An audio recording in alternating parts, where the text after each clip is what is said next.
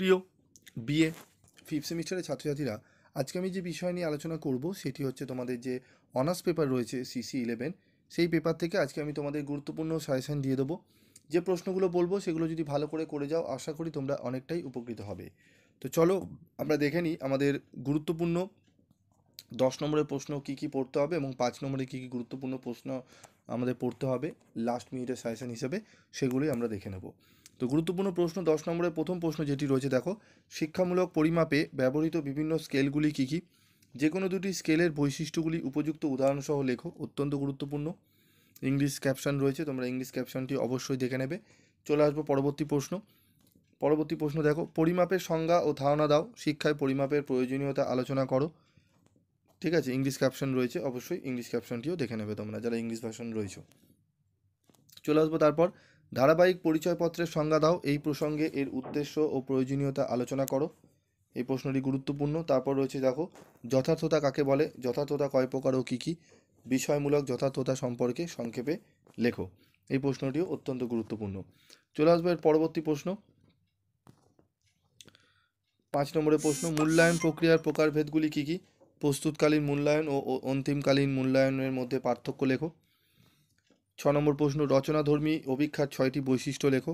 রচনাধর্মী অভিক্ষার যে কোনো দুটি সুবিধা ও অসুবিধা উল্লেখ করো। এই প্রশ্নটিও অত্যন্ত গুরুত্বপূর্ণ, খুব ভালো করে তোমাদের কিন্তু প্রশ্নগুলো পড়তে হবে। তারপর দেখো, চলে আসবো 7 নম্বর প্রশ্ন, পরিমাপ ও মূল্যায়নের মধ্যে পার্থক্য উল্লেখ করো। মূল্যায়নের পরিধি আলোচনা করো। এই প্রশ্নটি ভালো করে পড়বে। এই 7টি প্রশ্ন যে প্রশ্ন রেখেছি, এই 7টি প্রশ্ন যদি ভালো করে যাও, আশা করি তোমরা কিন্তু 10 নম্বরের প্রশ্নগুলো কভার করে নিতে পারবে। ঠিক আছে, এরপর আমরা যাব 5 নম্বরের প্রশ্ন।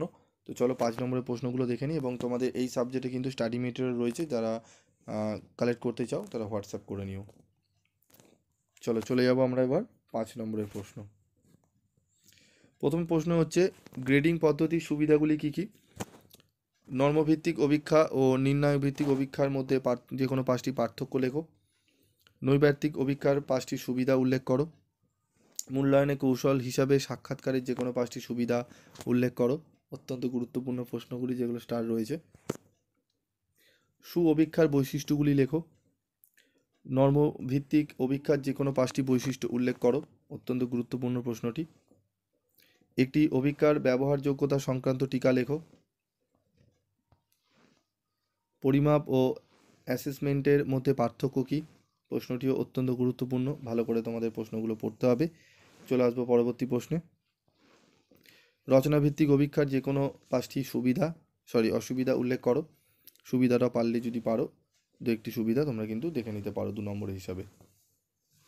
প্রস্তুতকালীন মূল্যায়নের যে কোনো 5টি বৈশিষ্ট্য লেখো। প্রস্তুতকালীন মূল্যায়নের 5টি বৈশিষ্ট্য অত্যন্ত গুরুত্বপূর্ণ, প্রশ্নটি ভালো করে দেখবে। উপযুক্ত উদাহরণসহ বুদ্ধির অভিক্ষার শ্রেণীবিভাগ করো। এই প্রশ্নটিও 5টি স্টার রয়েছে, বুঝতেই পারছো কতটা গুরুত্বপূর্ণ। প্রত্যেকটা স্টার মার্ক প্রশ্নগুলো কিন্তু ভালো করে পড়বে, এবং প্রত্যেকটি প্রশ্নই কিন্তু বাছাই করা প্রশ্ন, এবং খুব বেশি প্রশ্ন আমি দিইনি।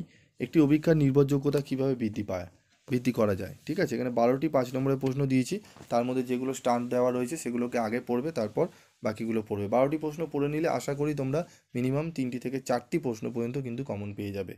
ঠিক আছে, 5টি প্রশ্নও তোমরা কমন পেতে পারো, তবে মিনিমাম 4টি প্রশ্ন তো পাবেই। আজকের মতো ভিডিওটি শেষ করব, দেখা হচ্ছে পরবর্তী ভিডিওতে।